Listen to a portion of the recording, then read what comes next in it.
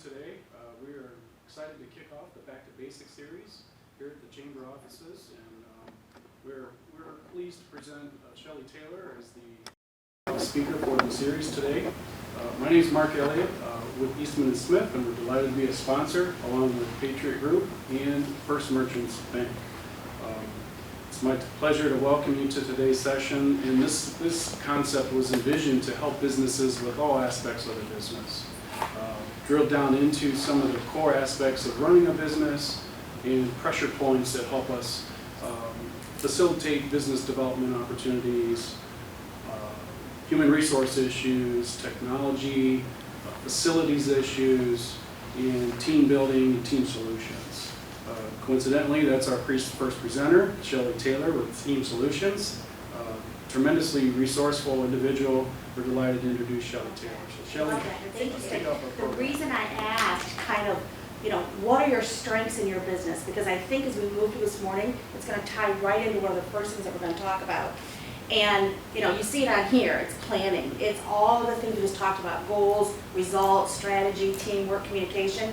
And I wanted to make sure that everybody had real tangible things that they could take away from today and use in your business. You might use one, you might use two, you might use all three, you might use none of them. But I'm encouraging everyone, when you walk away today, take one thing that you might think of for 2021 and kind of bring that to play in your business. And we talked about Back to Basics, about a business system that gets results. And I love this because my niche is small businesses. So I too have been in business over 30 years. I have been working with teams and people for over 30 years. And the thing that I love, whether it's one person, 25 people, 80 people, or 100, is to create systems that get results for you. So I know today we've got independent business owners in here, and I love independent business owners. I also understand passionately the challenges that brings. We've got nonprofits, we've got people within different organizations, and you still have a responsibility as a business owner, even if you're one person or 100 people. And the one thing that I have found across the board, I'm going to grab a packet myself, is if you don't have some type of business system, and every business does, whether you think you do or don't, every business has a business system. If you don't have something in place, you may find yourself with poor communication, yourself, your team, your vendors, your clients, your whatever it might be. You may find that there is some dysfunction. Maybe you're running around and you're trying to dot your I's and cross your T's, and you're running behind the 8 ball all of the time. Or maybe you have frustrated employees or members or vendors. Maybe you have frustrated leaders. Maybe as a business owner you find yourself at different stages of the month, the quarter, the year, frustrated with yourself because you're not sure what you're doing, where you're going, or how you're getting there, but you're working hard. So you're getting through the week, through the month, and you're like, whew, glad that's over, not quite sure how that happened. Many times if you don't have an organized business system, confusion and frustration is what happens, independently or in a larger capacity. So I encourage people to find something that works for you.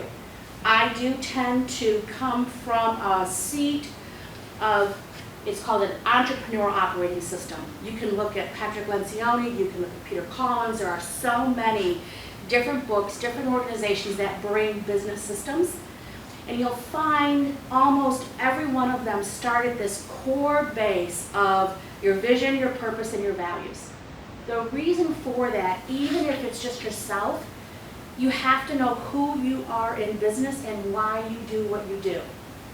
That's part of what I'm going to talk about over the next 45 minutes here.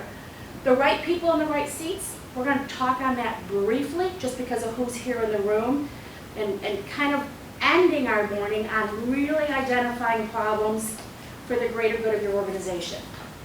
And this is one of the topics that I find to be the most opportunist and challenging in small businesses, is really solving problems for the greater good. Because what we do as people, we put Band-Aids on things. And in case you didn't know, we're living in a world right now that we pivot. We pivot every day, every week, every quarter, and it's kind of been that way now for over a year. We're learning to pivot well. We need to also make sure that we're solving problems. So in your packets today, you're going to have paperwork that you can take back to yourself when you're having a cup of coffee, or you might be doing some brainstorming that you can start to think about your business. We're going to start with kind of core values. When you think about vision, it defines who you are, where you're going, and how you're going to get there. The purpose is really what you are, why you do what you do, and your core values, even if it's just yourself. I really encourage you to know what are your guiding principles that define your culture, even if it's you, yourself, and I. When I started my business 4 years ago, I met with a coach, and super blessed. His name is Gino Wickman, who actually oversees, well, actually he sold it, but he's one of the principals of EOS, which is an entrepreneur operating system. And I'm going to say this, and I really mean this. And at one point, I'm like, stop talking to me. He spent 2 hours drilling me on who my perfect client was. And I'm sitting here even saying it, and I'm thinking, 2 hours. But what was really interesting is he kept asking me these questions. Who's your perfect client? And I'm like, small businesses. I know who my perfect client is. It's a small business. He said, no. How many people's in that small business? What are their challenges? What are their wins? What do you bring to them? Who do you work with? Who do you not work with? Do you know who's in your lane of your perfect client? Because it makes your marketing efforts, it makes who you're trying to deal with so much easier when you really know who you are in business. Even as a contractor, even as a business organization and lawyers in a library, you have to know who your perfect client is. The way you do that is by identifying who you are in your core values. In your packet are just some questions that you can ask yourself. You know, when you start to create your core values, think about some of the best employees, peers, and associates that you know, that you've been in contact with, and what about those characteristics do you like? Honesty, integrity, doing the right thing, showing up, having a positive attitude, being bold. I mean, you want to figure out what are the values that define you. And I think I get to talk to people because you're here. Even yourself, Chase. You're starting out, you know, you're a contractor, and you're really creating these relationships with people. Is it small businesses, organizations and changes? Is it corporations? You know, who do you want to get out there and make that connection with? Because once you define that client, your relationship with that client becomes so important on how you work with them on solving their problems. So I also say, do you have superpowers? You know, and it's per capes on, but when you have a superpower, some of your superpowers can be part of your core values. So when I think of a superpower, what are some things you might think of as a superpower? Anybody? I think of patience and grace. You know, that can be a superpower. A charismatic personality can be a superpower. Solving people's problems. You'd be surprised how many people don't know how to solve problems. So if that's one of your superpowers, and I'm struggling because I don't know what to do, and someone says, I can help you solve your problems, boom, that's connecting with me. So you know, what are the things that you think are important as far as superpowers, and what do you do at your company? It's more than a product. So Chase, you said, you know, finding solutions. That's more than just your product. Drew becomes an extension of a marketing department. I partner with my clients. And that's such an interesting difference, because when I partner with you, I'm not helicoptering in and helicoptering out. We live in a world, there's not much professional development going on except on Zoom. But you get to a seminar, you get to a session, you go in, you spend a day, you come out with all of these notes and all of this information you want to implement, and you come back on Monday morning and you're in a zoo on a merry-go-round. You never implement the things you want to. One of the things that I do through tailored coaching is help implement those things. Barbara talked about a linchpin to the community. That's different than a library. You know, so what's your product that you do? I mean, what do you do at your company that's more than just a product? This helps define your core values. And lastly, what is your purpose over profit?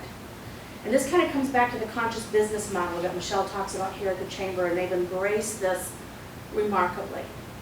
But what gets you out of bed to do your business?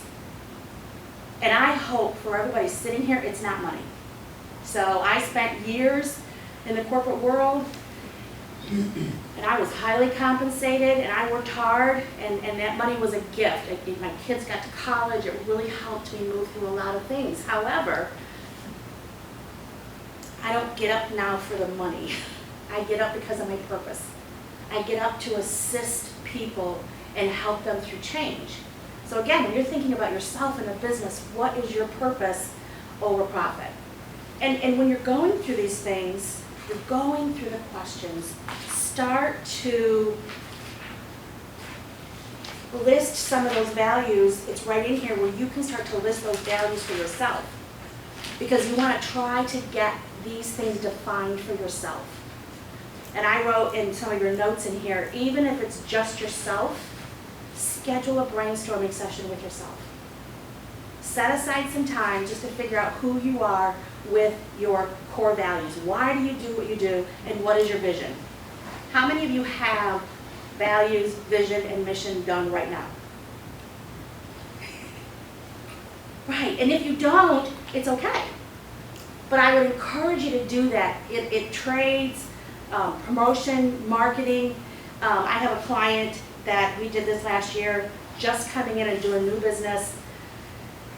Super excited. We did a 4-hour session, and this person said to me at the end of the session, this was one of the most beneficial things I think I've done since my exams. And I said, why is that? And she said, I know who my clients are. So she knows this lane. She wants to work with her clients in this lane. That doesn't mean you won't work with a client outside of what you need, because every time in business, we have to make an ends to our needs. So sometimes you might be doing something for a client, a member, a customer that's not your perfect fit, but you know it. You know what you're doing and why you're doing it, and then I challenge you to get back in your lane. The more you live in your lane, the better your business, the better your results. Want to move into the good to great, and I know that there's not a lot of people here that have people in their businesses, but some of us do.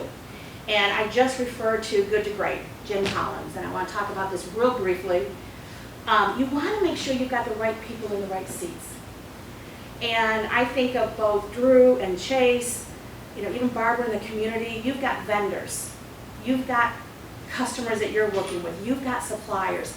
You want to make sure you've got the right people in your pool that help you as a business owner. One of my things as Team Solutions is to help tailor the solutions and the needs for clients. I am not a CPA. I am not a marketing guru. I am not an attorney. I can tell you a lot of things that I am not. Having said that, I want to make sure that I've got the right people on my bus to refer those people to, and that I'm comfortable with them. So even in my world, I want to make sure that I've got the right people on my bus. And when they talk about having the right people on the bus, the analogy with that is you don't decide where to drive the bus first. And so many times in business, we get out there and we're running a business and we just start moving, and whoever we can grab to get things going, because we're going. And what happens along the way is you start to realize that bus road gets really bumpy. It's better if you can take a few minutes and get the right people on the bus.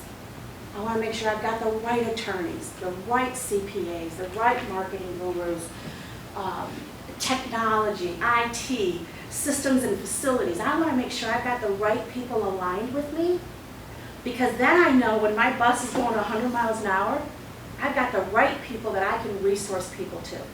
Because especially in small business, when somebody has a need, they have a need right now.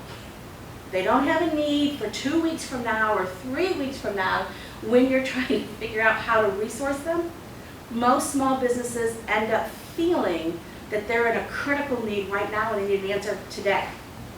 It's great when you have that relationship with that person on the bus. You can send them a call, an email, and say, hey, Shelly from Team Solutions is going to be calling you.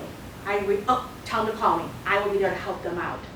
So you'll figure out, once you have those people on your bus, it helps you be great. It helps them to be great, but it helps you to be great.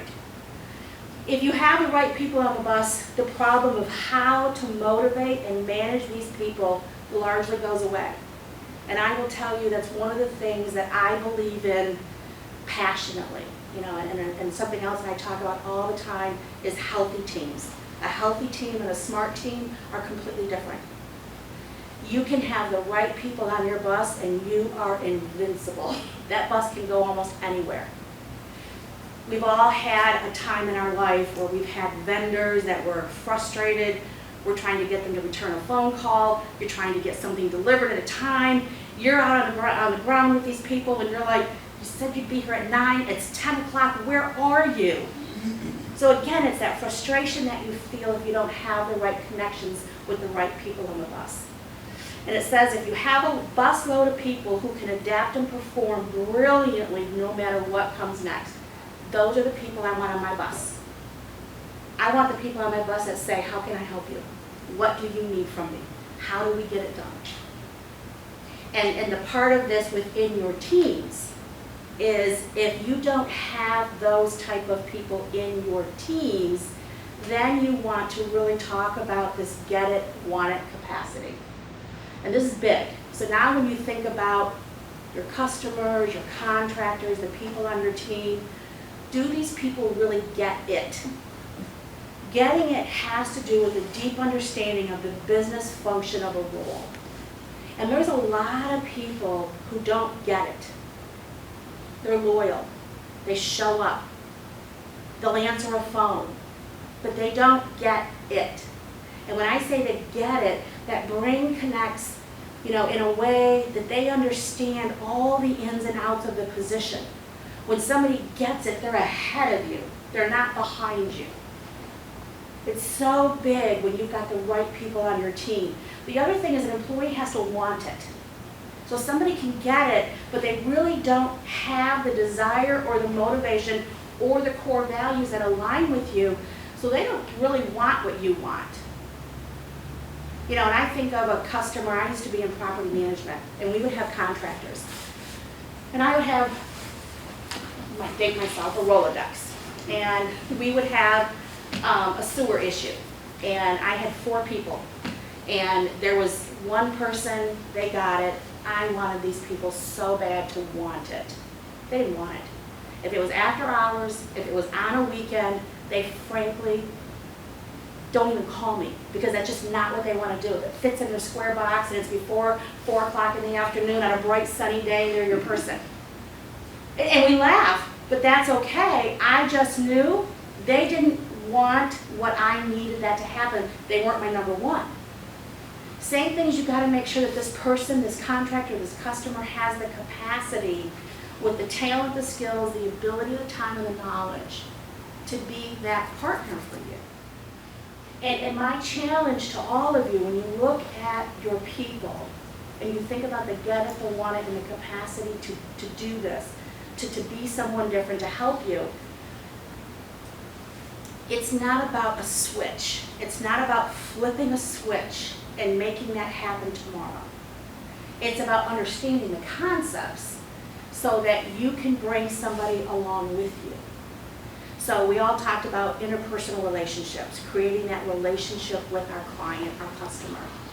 And a true leader will invest the time with their people, whether it's a vendor, a contractor, an employee, a community, to work with them to be sure that they get it, they want it, and they have the capacity.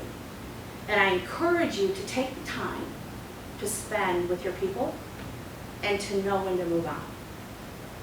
So and we're living in a world right now, and I understand the world that we're living in. We're living in a world coming off of a pandemic. Well, we're still in a pandemic. And the needs from our staff are so big. You know, you've got so many people that are trying to homeschool, not homeschool, care for parents, figure out their lives. They're trying to get 3 and 4 kids on one device for homeschooling, and they're trying to work, and they're trying to make all these things happen. And we've come up the last 14 to 16 months, and there's people who really get it, want it, and they're struggling with the capacity, but it's situational. As leaders, we have to determine, can we move them through that season? Because we're all going to have different seasons that help.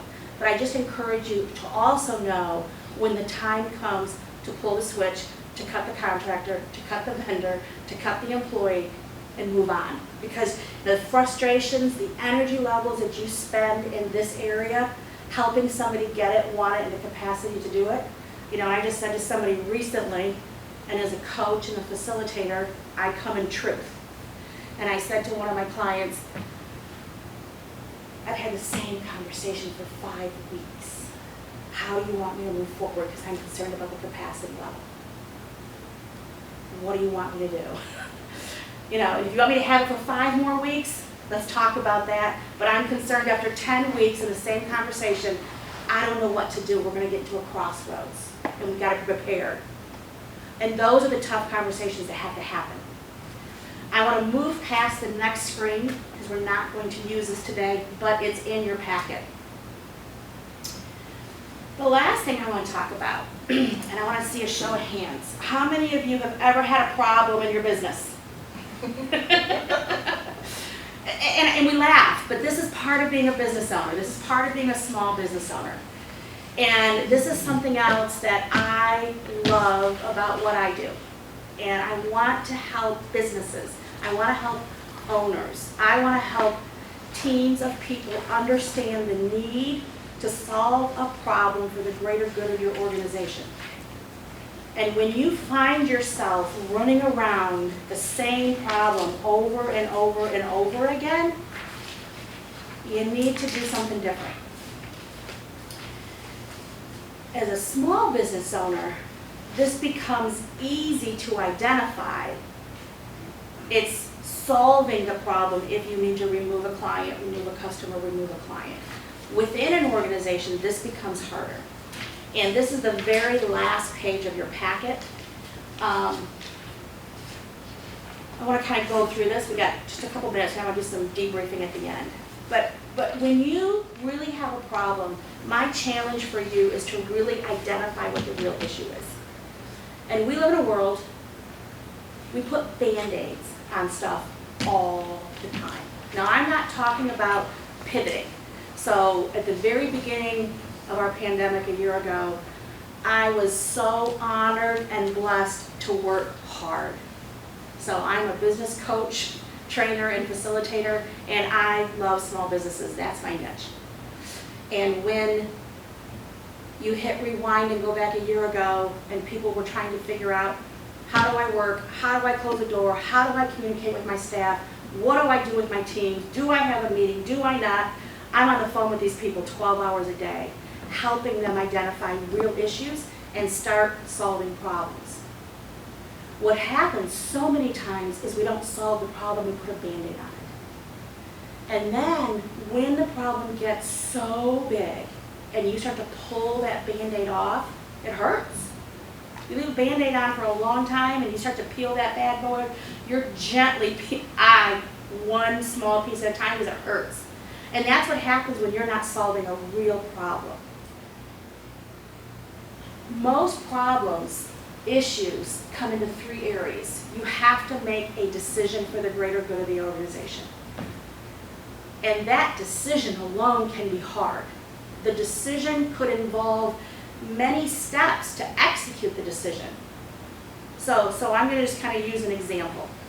I'm going to go back 2 years ago, and I had a client that we did the get it, want it capacity. We knew there had to be a staff change. And this small business owner said to me, I can't do this. I don't even know what this person does. So they have such an integral role in my organization. I know it's not the right fit, but it's better than nothing. And I said, I'm going to encourage you to rise above that. You know, if the decision is that this person's no longer here, what would your world look like? the toxicity would be gone, the drama would be gone, this type of stuff would be gone, but the tasks, I don't know who's going to do them. Well, let's start talking about how to solve that problem.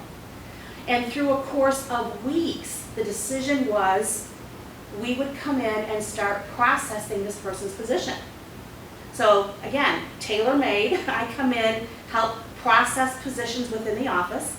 What a beautiful opportunity for the owner, because I can help process the position and then train the new hire. Because the owner didn't have the time or the capacity or even the brain to even know how to do this. But the decision became, we've got to make a big change. Lots of discussions happened in that. How do we make sure that we minimize any challenges, that we minimize the risk in the office, that we minimize the relationships in the office? What do you do with the community? You've got to talk all through the discussions, and then you've got to make sure that you're solving it for the greater good. And this particular client had made the decision to hire somebody temporarily during the interim. So we knew we were going to succession plan, process the position. We would get somebody in temporarily, administratively, to help us from here to here. Then we would hire the other person to help come in and build the respect, the honor, and the position. That was not an easy decision. Now, some decisions you have to make are easier than that. But my challenge is just step back and really look at the entire issue and figure out what's really going on. And sometimes you have to dig down deep to find the real issue. And part of the thing when you're talking about solving issues is how do you do that? So if you're in a meeting with staff, if you're meeting with staff, if you're coaching staff, that's easy. If you're by yourself and you have the same issue come up over and over again, you need to call a lifeline. You need to call a friend. You need to call somebody other than yourself. Because I have found personally when I'm at an issue, I can talk myself in the issue, out of the issue, over the issue, beside the issue. You know, sometimes I don't even get to the real issue myself. So there's times you need to get a confident business associate, friend, partner involved in that. If you are in a business, an organization, a community function, even your family, and you find you keep revisiting the same issue, only 10 different colors and 10 different conversations, you need to dig deep. Because what happens, I have found, when you start to deal with an issue, you deal with this issue, and then the real issue is still here. And then you pull back this piece of the barrier, talk about that one, but this issue is still here. So you keep pulling pieces back, but the issue's still there. And when I was in the corporate world, we were in coaching with an executive coach, and our executive coach stayed with us for over 5 years because as 4 powerful leaders, we couldn't get to the real issues by ourselves. We got to the emotions, we got to the situations, we got to all of the drama that was happening, but we didn't get to the real issues. And the real issues really, again, involved big level staff changes. So really identify what that issue is. And once you've identified the issue, you need to stay in discussion until you resolve it. And if that's a 1-week process, a 1-month process, a 1-quarter process, or even a year process, stay involved in the issue. The discussion part of it, you've got to make sure that you've got the key people involved in your discussion. So you know within your world, your family, your communities, who those people are. Is it a board of directors? Is it your team at work? Is it, talking to a trusted friend, or even maybe having a heart-to-heart with a contractor or a vendor, or your community liaisons within your company, or within the library, within your different branches? Who do you need to hear from to really get the discussion going? Because everyone should have a voice. Everyone should not be part of the decision making. So when you have people involved with the discussion part of it, I live in a world, again, of a healthy team. If you're asking people for their opinions and their voice, it's so that you can help seek to understand where they're coming from. I do not believe we live in a world that we have to live by consensus. I believe we live in a world that we have to live in buy-in. So once we've bought into the decision, especially in a company in a leadership role, we buy into the decisions and we become part of the decision implementers. And the worst thing that can happen in this is when you have this discussion and decisions been made, and say you've got 8 people in a meeting and a decision's been made, and 4 people go out and get on the phone. Well, that's stupid. That's never going to happen. I can't believe they did that. That's not true discussion and buy-in. Because buy-in is, not sure it's going to work, Derek, but when we walk out here, I'm going to give you everything I've got to make that happen. Can we revisit this in the next couple weeks? Can we make sure that we're having good dialogue along the way? When I walk out of here, I'm your girl. I'm going to help implement this to the best of my ability. Because you can't walk out of good decisions going against the decision. It's a recipe for disaster. And then always solve it for the greater good of the organization. So again, if you've got people, you've got staff, this is something that you've got to visit. Because sometimes one discussion doesn't really solve it for the greater good because somebody didn't feel like discussing, somebody didn't have their coffee, so they're like, whatever, we'll do it. And then they get out in the world and they realize that didn't work the way I thought it was going to. Can we revisit it in a healthy environment? So these principles, these ideas, these pressure points, going back to Mark's words, are on here, and I really encourage you, use these in your business. When you're faced with a challenge with your team, with your whatever it is you're dealing with, go back to some of these issues and see what can you do to help really solve something for the greater good of what you're doing. And we will be out of here way before 9 this morning. Love to hear some feedback. What are some nuggets that you feel you might be able to take away and use in your business from the stuff that we talked about this morning? So just kind of some open dialogue, or even where have you been that maybe you've had to use some of these techniques and didn't even know you were doing that? Any thoughts, comments? I think it's a great presentation. A nugget I took away, Shelley, among many, are aligning resources and having resources available for a solution that we may or may not provide as a law firm. For example, a trusted advisor, a trusted individual, resources and types of people that we deal with all the time. They may or may not need legal sources, but we've got accounting firms or insurance firms or car salespeople that we interact with and deal with. So those group of people we trust are helpful to deepening the trust of the relationships that we've got with our contacts. So. Well, it's interesting because, like you said, when you're deepening that trust, it almost makes your relationship with them a little bit easier because you deepen the trust and you can resource it over here. So it takes, when I take on a client, I'm engaged, I'm their partner, and I feel their pain sometimes. So if I can resource them and know, Mark, this is going on, can you help John Doe? And you're like, I got them. I have such confidence that they're being served well.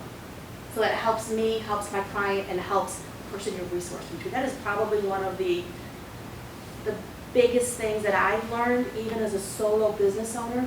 Life is not meant to be gone alone, even in business.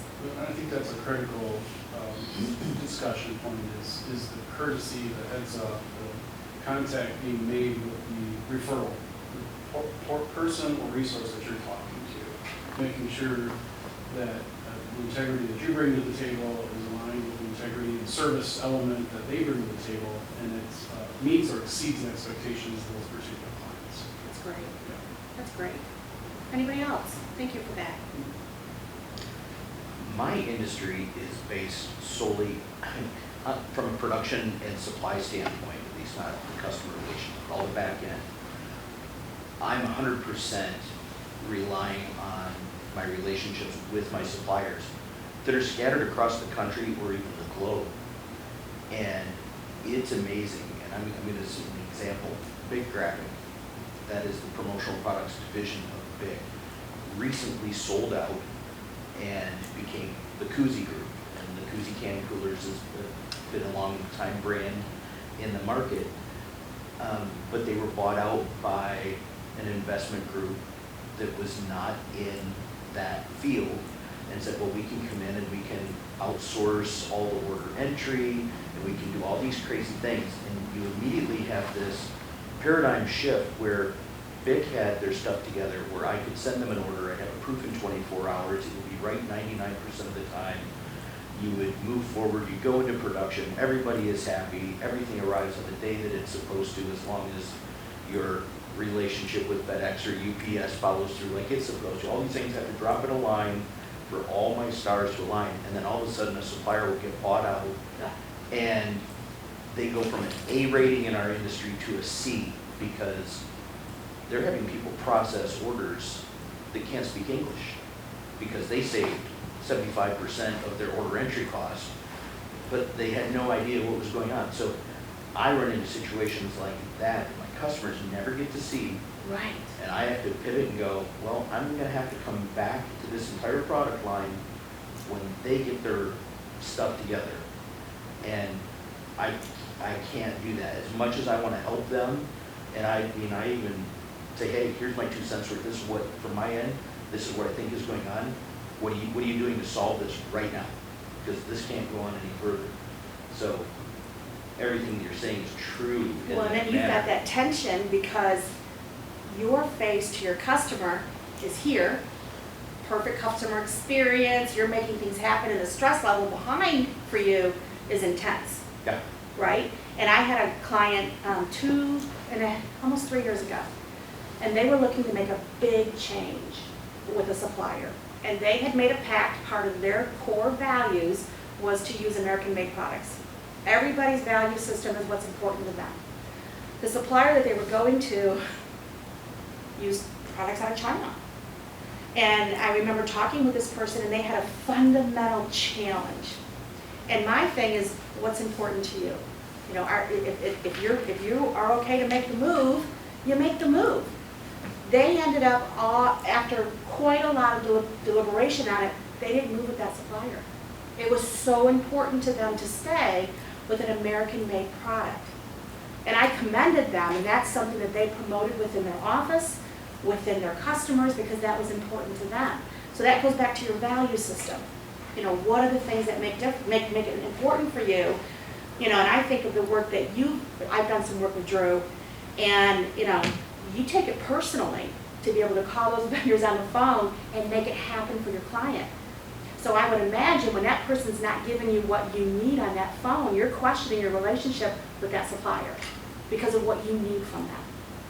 You know, so I love that resource part of it. You know, and we talk about people, but people affect our businesses in so many ways, from clients to customers to vendors to suppliers. It's all encompassing with that. So, anything else? I think one of the key takeaways that I got from your presentation is the importance of getting to the underlying issue. People will often come to me with a problem. Here's my problem. They think this is their problem, and they'll present that to me, think I'm going to give them a solution. But sometimes you need to help guide them. This really isn't your problem. Perhaps underneath that it's a larger issue that needs to be addressed. That's where you should start, because then your problem will resolve itself if you hit the underlying issue. And then we got to make sure that they know how to do that. I think it's very important to help people get from here to there. Because that's huge. I often say huge. People want to do the right thing. I believe most people are good and people want to do the right thing. Sometimes you need to lead them to what that is. Correct. Correct. So really getting laser focused on what's going on. So love that. My information's here. You know, what I love about what I do, and I'm going to use Barbara's word this morning because I'm really liking it, it's tailored business solutions. So I do partner with businesses. I partner with people. If I can help you in anything, even a phone call, don't hesitate to call me. So I love to be in community, and I think as we do that, we make Monroe County better. We make the world that we live in better. That's one of my values, is to make the world better every day by helping somebody to change. So thank you. Appreciate you being here this morning.